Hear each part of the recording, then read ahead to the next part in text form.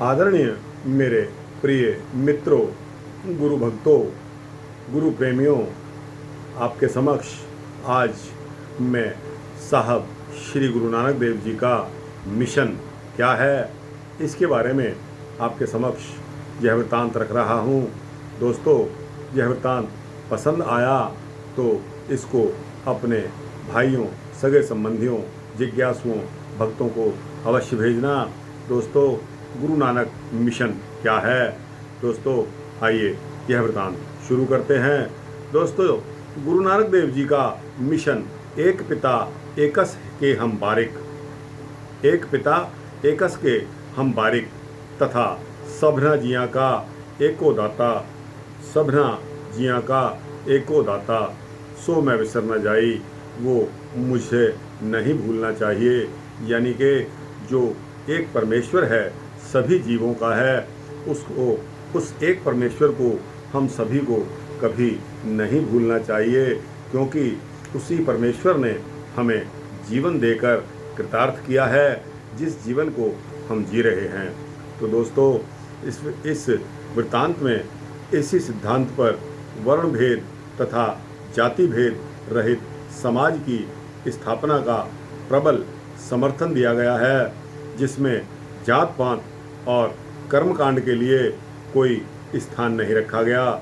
दोस्तों, सिख गुरुओं ने न केवल ईश्वर की ही सृष्टि का कर्ता और पालनहार स्वीकार किया तथा उसे सर्वोच्च कहा है। अतः गुरु ग्रंथ साहिब की रचना करते समय साहब श्री गुरु अर्जन देव जी ने इन्हीं दो सिद्धांतों को अपने सम्मुख रखकर सामाजिक एकता और एकेश्वरवाद पे बल दिया। इन्हीं सिद्धांतों के अनुरूप गुरु जी ने गुरु ग्रंथ साहब के लिए वाणी का संकलन करते समय उसके रचनाकारों की सामाजिक आर्थिक प्रतिष्ठा या कुल और जाति की उच्चता को कसौटी मानने की बजाय उनकी रचना की श्रेष्ठता को जांचा और परखा। दोस्तों, अलग अलग इष्ट और मत को मानने वाले रचनाकारों की वाणी को गुरु अर्जन देव जी ने बड़े धैर्य और गौर के साथ पढ़ा। गुरुदेव ने सिर्फ उसी वाणी को इस महान ग्रंथ में शामिल किया जो ईश्वर के एकत्व, सामाजिक बराबरी, विश्व बंधुत्व और प्रगतिवाद का समर्थक रहा है। जैसे सिख धर्म के मूल सिद्धांतों की कसौटी पर खरी उतरी। दोस्तों, गुरु अर्जन देव जी ने उन सभी रचनाओं को गुरु ग्रंथ साहिब के लिए अयोग्य करार दे दिया, जिनमें ईश्वर की बजाय किसी व्यक्ति विशेष का गुणगान, जिसमें सामाजिक भेदभाव के साथ साथ स्त्री जाति का अपमान और निंदा का समर्थन किया गया हो, या मिथ्या कर्मकांड को बढ़ावा दिया गया हो। दोस्तों, इसी के अंतर्गत साहब श्री गुरु अर्जन देव जी ने कुछ भक्तों, जिनमें छज्जू, काहना, पीलू तथा शाह हुसैन की रचनाओं को, जिनको श्री गुरु अर्जन देव जी ने इसलिए अस्वीकार कर दिया क्योंकि वे धर्म के मानवतावाद और एक ओंकार के मूल सिद्धांत से मेल नहीं खाती थी। उदाहरण के तौर पर कहना भगत जी बहुत ही फेमस हुए हैं। उनकी रचना में ईश्वर की सत्ता का, गुणगान का अभाव रहा, जो अहंकार को बल देता था, जिसका सारांश था, मैं वो परम सत्ता हूँ जिसका गुणगान वेद और पुराण भी करते आए हैं। इसी प्रकार जाहिर तौर पर कहना का यह अहंकारवाद गुरु नानक के उस दर्शन के विपरीत था, जिसमें ईश्वर को सर्वोच्च और समस्त सृष्टि का सृजनकर्ता यानी कि एक ओंकार सप्तनाम कर्ता पुरख माना गया है। इसी प्रकार एक दूसरे भक्त छज्जू जी, जो कि लाहौर के रहने वाले थे और बहुत ही उनका धार्मिक मिजाज था, लाहौर में आज भी छज्जू का चौबारा, छज्जू के चौबारे के नाम से बहुत ही मशहूर एक कहावत कही जाती है, वो भी मैं आपके समक्ष रखूँगा। छज्जू के चौबारे, ना वल्ख ना बुखारे। दोस्तों, इन दुनिया के वल्ख और बुखारा बहुत ही खूबसूरत शहर माने जाते हैं। तो एक बार जब छज्जू, क्योंकि पैसे से बहुत शक्तिशाली थे और भगवान का भजन किया करते थे, तो दोस्तों वहाँ लाहौर में बताते हैं कि अनारकली बाज़ार में इनका छज्जू का चौबारा इन्होंने बनवाया था। बाद में वह प्रॉपर्टी, बाद में उस संपत्ति को जो हमारे रणजीत सिंह, महाराजा रणजीत सिंह के सेनापति, जिन्होंने लगभग पूरे हिंदुस्तान पर विजय प्राप्त की थी, उन्होंने उसको दोबारा आबाद कराया। आजकल बताते हैं कि उस स्थान पर एक बहुत बड़ा अस्पताल है, लेकिन दोस्तों वहाँ छज्जू की मज़ार और छज्जू का जो भी वहाँ निशानी है वह आज भी मौजूद है।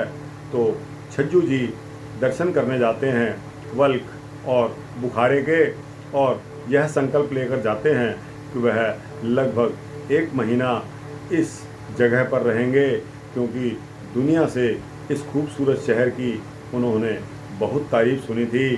तो दोस्तों वो गए तो 1 महीने के लिए थी, लेकिन सिर्फ 10 दिन के पश्चात वो वापस अपने लाहौर आ जाते हैं, यह कहकर कि जो सुख, जो सुविधा, जो आराम छज्जू के चौबारे में है, वो ना वल्ख में है और ना बुखारे में है। तो दोस्तों छज्जू का चौबारा इस बात के लिए बहुत ही मशहूर था। महाराजा रणजीत सिंह ने जो यह सारा का सारा जीता हुआ हिस्सा था, जिसमें लद्दाख भी आता था, तो दोस्तों उस समय इन राजाओं ने यह छज्जू के चौबारे को दोबारा उसको आबाद किया। आजकल इस स्थान पर एक बहुत विशाल हॉस्पिटल बताया जाता है। तो दोस्तों ज़ाहिर तौर पर जो है छज्जू जी की वाणी, इनमें स्त्री जाति की घोर निंदा की गई और उसे सभी पापों की जड़ कहा गया। इसके विपरीत गुरु नानक के धर्म में स्त्री जाति को परम पूज्य माना जाता है, और गुरु नानक देव जी ने तो यहाँ तक कहा है कि सो क्यों मंदा जानिए, सो क्यों मंदा आखिए, जित जम्मे राजान, अर्थात बड़े बड़े प्रतापी राजाओं को जन्म देने वाली स्त्री की जाति की निंदा सर्वथा अनुचित है। तो दोस्तों गुरु नानक देव का मिशन यही कहता है कि एक पिता एकस के हम बारिक, हमारा परम पिता परमात्मा जो है वो एक ही है, वो चाहे कोई भी जाति, धर्म, वर्ण का व्यक्ति क्यों ना हो। इसी प्रकार सबना जिया का एको दाता, सभी जीव जितने हैं उनका दाता, उनका देने वाला, उनका पालने वाला एक ही है।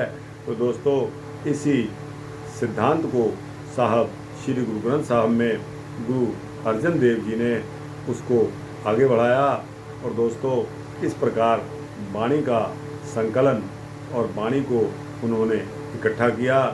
जो गुरु ग्रंथ साहब में देने लायक थी वह उन्होंने भली भांति दी, और मैंने जैसा आपको बताया कि कुछ भक्तों की वाणी को साहब श्री गुरु अर्जन देव जी ने शामिल करने से इनकार कर दिया था, उसका कारण भी बताया था। तो दोस्तों ये रहा आपका साहब श्री गुरु नानक देव मिशन। दोस्तों आजकल इस मिशन के खिलाफ, इस मिशन के विरुद्ध बहुत से लोगों को जाते हुए मैंने देखा है। गुरु नानक देव ने यहाँ तक अपने मिशन की सच्चाई को बरकरार रखा कि उन्होंने अपनी संतान को भी गुरुगद्दी नहीं सौंपी। दोस्तों आज हम देखते हैं कि हमारे गुरु सिख भाई अपने ही व्यक्तिगत लोभ लालच के चलते अपनी संतान को सब कुछ दे देते हैं, दोस्तों यहाँ तक कि अगर जैसे कहते हैं ना, सैयां भये कोतवाल तो डर काहे का। अगर मेरे पिता गुरुद्वारे में किसी अमुक पद पर हैं तो उनके औलाद जो है वो यह समझ लेती है कि बस अब तो जो कुछ है सो मेरा। तो दोस्तों मेरा मुझ में कुछ नहीं, जो कुछ है सो तेरा करके चलिए, आप भी कामयाब रहेंगे। मेरी उन व्यक्तियों से खासकर अपील है कि गुरु नानक मिशन के अंतर्गत किसी अपने वंशज को, किसी अपने ब्लड रिलेशन को इतना अहमियत नहीं दी जानी चाहिए, जितना वो डिज़र्व करता है उतनी ही दी जानी चाहिए। इसी से हमारे देश का विकास संभव है। और दोस्तों वैसे सीटें रिजर्व करने वाले व्यक्तियों की तो कमी नहीं है, ना ही मांग करने वालों की कमी है तो दोस्तों टैलेंट को खोजने वालों की कमी है। अगर टैलेंट को खोजने वालों को अगर खोजा जाए, ढंग से उनको उनके पद पर आसीन कर दिया जाए, तो दोस्तों ये मेरा दावा है कि हमारा समूचा देश इतनी प्रगति करेगा कि आप देखकर दंग रह जाएंगे और पूरे विश्व में हमारा देश अग्रणी होगा। इन्हीं शब्दों के साथ मैं इसको विराम देता हूँ। यह वृतांत अच्छा लगा हो तो इसको लाइक और शेयर अवश्य करें, अपने दोस्तों, मित्रों, जिज्ञासुओं को अवश्य भेजें। वाहिगुरु जी का खालसा, श्री वाहिगुरु जी की फतेह।